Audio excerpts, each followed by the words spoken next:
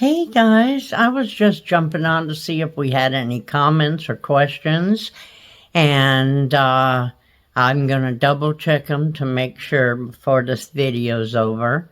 But while I got your attention, I had done a little research today because I was curious about anxiety and how many people have it, and things like that. Check out these statistics I found. It was kind of surprising to me. So in 2019, they had 301 million people in the world that had anxiety, making it the most common mental disorder. Surprising there. And more women are affected than men. Gee, I wonder why. Let's see. I have to read my notes, guys. Sorry. Symptoms can usually come in childhood, but not always. So, I think I had some in childhood. 1 in 4 people that are in need will have an anxiety disorder, and only 1 in 4 people will get treatment for it. How about that? And I often ask myself why that is, because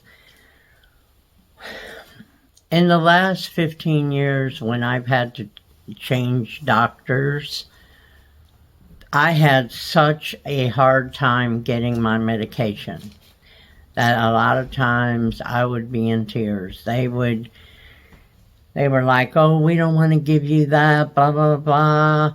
I even had one doctor tell me, well, I'm not giving you that. I'm not getting myself in trouble. And, it's because everybody uses some of that stuff for getting high and stuff. So because of that, people suffer. And I have suffered on 2 accounts because I have 16 screws and 4 plates in my leg. Since I moved to Texas, my doctor here will not give me my painkiller because I take Xanax. And all I take and all I have taken for 20-something years for anxiety was 1 pill a day. That was it. Never increased it, nothing. And the pain pill, I did the same. If it worked, which most of the time it did, that was the only pill I took. 1 every day at 3 o'clock. Well, that don't matter, because since the medication is abused, it is very hard, especially for the elderly people who are, of course, the most people that have pain and the most people that have depression or anxiety. Getting that medication, or let's put it this way, getting the medication that works is extremely hard to do.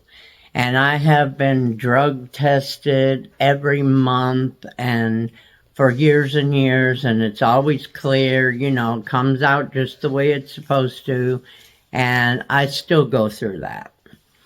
And I don't believe that just can't go on. They talk about all these people who are out there and they're all shooting up people and doing all kinds of crazy stuff, and oh, well, they had mental problems, or they had anxiety problems, or depression, and this and that, and it didn't get treated. A lot of people don't want to have it treated, because when they go to have it treated, they're treated like somebody who just wants to either get the medication to sell it or get the medication to get high. And I know that there is even people my age who are doing that. So it's hard. It's hard when you just need it because you need it for pain, or you need it to make you feel better because you have anxiety, and you can't get it because the doctors are afraid to prescribe it. And I can understand it in a way because we were foster parents in Kentucky for a couple of years, 5, 6 years, maybe 7. And we understand what the problem is about. All the people were going to the doctors. They were going doctor shopping. It was horrible. We had seen so many doctor's offices that were raided, and because they were giving all these pills out unscrupulously, or whatever you want to call it. Unscrupulous, that's right. And but it still does not, I don't know what the answer is. I really don't know what the answer is, because when people do need it, they need it. And as long as you're drug testing these people and they're coming out just with what they're supposed to have, in their body, then I think that they shouldn't be made to feel like something's wrong with them because they got to take this. And, I don't know. I don't even know what I'm talking about right now. I get upset when I talk about it because I've been through so much just trying to get that little bit of medicine a day. And I did take the lowest dose of both of those. And for 20 years, So right now I had to make an appointment with the pain clinic, and I have 16 screws, 4 plates in my leg. So I naturally have really bad arthritis. My knee had to be rebuilt. And I can barely walk like this week because it hurts so bad, and nothing helps it, over the counter. And some things that I take over the counter that help a little bit is like BC powder. I'm not supposed to take that because I have kidney disease. So little of this, little of that. But anyway, let's go back to our little statistics I was talking about. Let's see. People who experience anxiety feel worrisome and fearful. They might not even know why or what they are worried about. It's just a feeling of dread. And that's what I had. I figured out it started off for me because when I was at the happiest place really in my life at the time, that is when it hit me. And I could not understand that. And when they did have me go see a psychiatrist to make sure he would be the one to prescribe the medication. So I did go, and we talked a long time, and I have said I don't understand. I think I told you guys this. I said I don't understand why it's happening now, because I'm no longer being abused by domestic violence, and I'm way settled, and, my life's much better, blah, blah, blah. And he said, things that happened to you earlier can come back to haunt you later in the form of anxiety and depression, or one of them.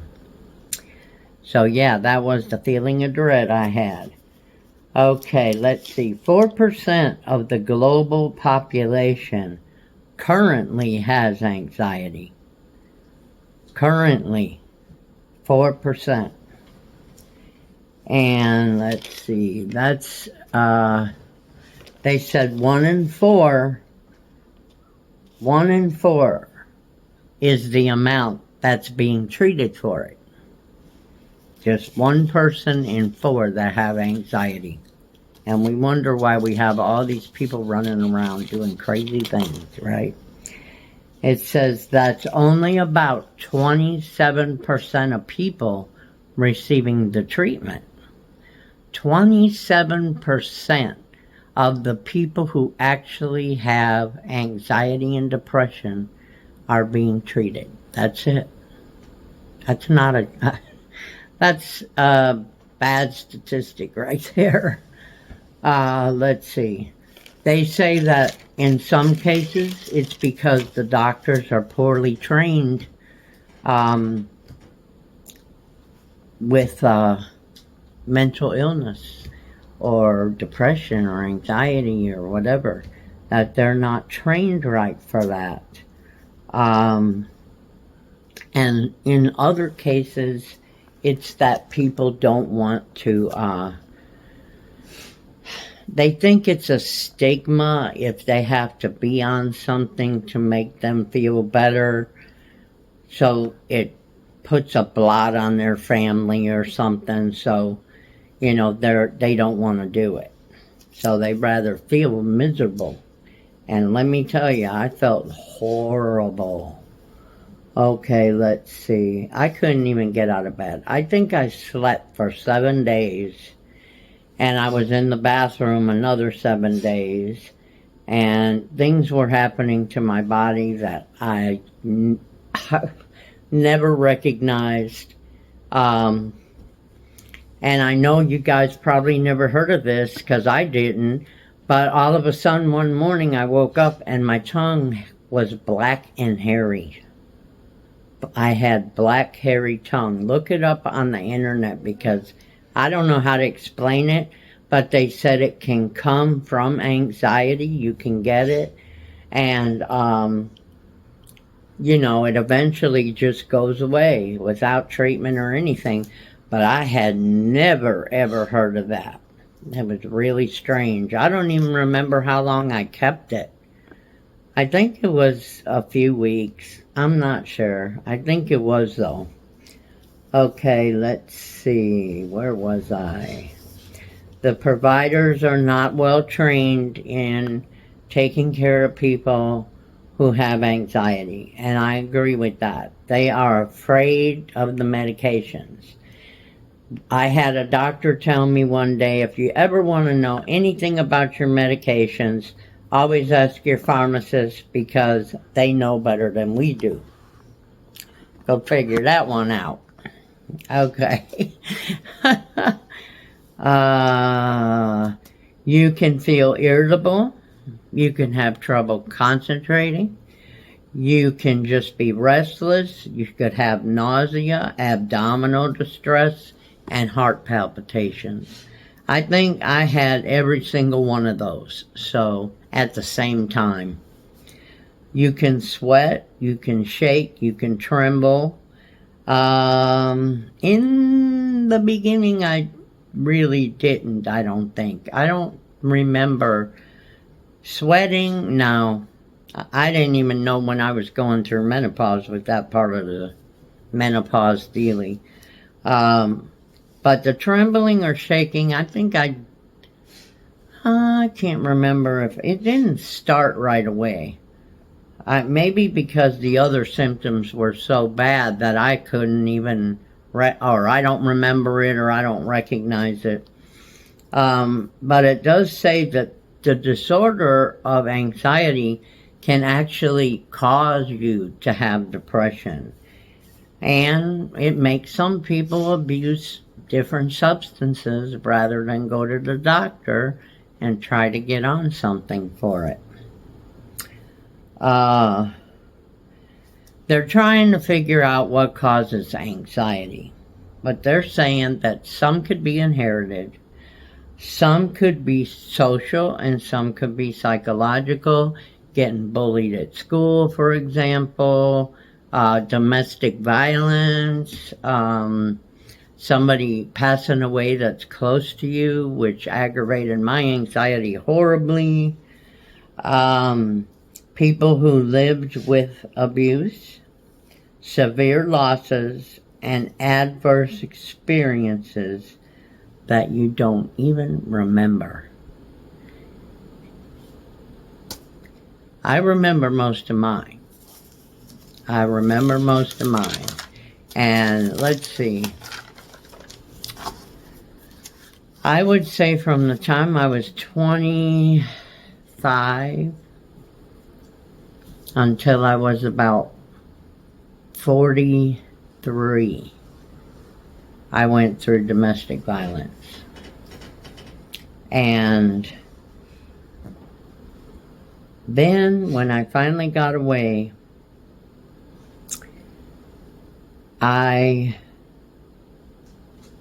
that's when I had, a few years later, well, a lot of years later, 7 years later, maybe 10, is when I went full-blown anxiety and depression for no reason. No reason I can remember. On my birthday. So see, I can't ever forget when I got it, because it was 2006 and it was February 20th. That's my birthday. And that's when it started. Amazing, I'm telling you. So I feel for everybody who has it. I do, because I think we need new legislation. We need people to write to maybe the Department of Health in Washington and say, hey, look, you know, we're not into doing drugs and all this and that. We're tired of being treated like drug addicts just because we need this medicine. Because I remember some of the foster kids that I had that had anxiety. Imagine my surprise when I took them to the doctors and they came home with medications, and I always had a habit of checking my medications for anybody, because when one of my sons was little, he was a baby, the drugstore gave him adult asthma medicine, and he had convulsions. And I didn't even realize it till I ran him to the hospital, and they said, that's from the medicine. And I brought the medicine with me because, I mean, I knew it had to be the medicine because it happened about 45 minutes after I gave it to him. And he was only about 18 months old. And ever since that day, because the pharmacist made that mistake, I check everything I get. And when they change my medicine from one brand to another, and it's a different color or a different shape, I'm calling on the phone before that goes in my mouth. That's just, I don't know, something about me. I learned the first time around. So, but they gave actually we adopted 2 kids as well, and they were 2 of the foster kids that we had. And my son, who's the baby son now that I've adopted him, he's my baby son, and he was given a high blood pressure pill for his anxiety and ADHD. I called up the doctor when I found out what kind of pill that was, and he says, oh, well, we use those off-brand. I said, what do you mean you use those off-brand?